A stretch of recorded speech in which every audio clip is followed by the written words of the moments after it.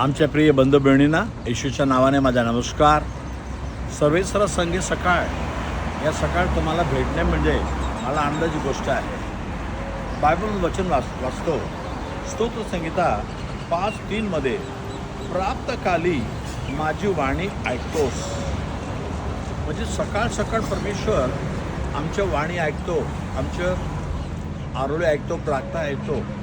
स्तोत्र संहिता 46:5 वाचत आहे, देव त्यांच्यामध्ये आहे आणि सकाळ सकाळ त्याला मदत करणार. आणि नीतिसूत्र 8:17 जे सकाळ मला शोधतात त्याला मी खरोखर भेटतो. या सकाळच्या वेळी देवाला शोधण्यामध्ये किती चांगलं आहे. आणि तुम्ही मरकुस 16:9-10 वाचत आहे, तिथे मेरी मॅगदलीन याच्याबद्दल वाचत आहे. ती येशूला पाहण्यासाठी येशू मेल्यानंतर तिसऱ्या दिवशी त्याच्या कब्रिस्तानामध्ये गेली. व तिथं काय झालं, येशू ख्रिस्त जिवंत उठून तिला पहिलं दर्शन दिला. एकदम पहाटे गेली. योहान 20:1 पाहत आहे, एवढा अंधार होता, असा अंधारामध्ये गेली येशूला भेटायला.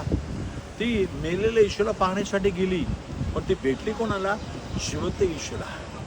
आज तुम्ही सकाळ परमेश्वराला शोध करा, त्याच्या चेहऱ्याकडे पहा.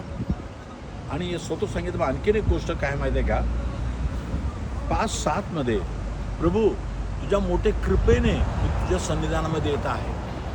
आज मंत्री साहेबाच्या सन्निधानात जायचं असतं, आम्हाला चिठ्ठी पाहिजे, अपॉइंटमेंट पाहिजे, तर देवबापाच्या सन्निधानामध्ये येणं म्हणजे किती भाग्याचं आहे. व त्याच्या कृपेने आपण त्याच्या समोर येऊ शकतो. आज आम्ही त्याच्या समोर आलेलो आहे.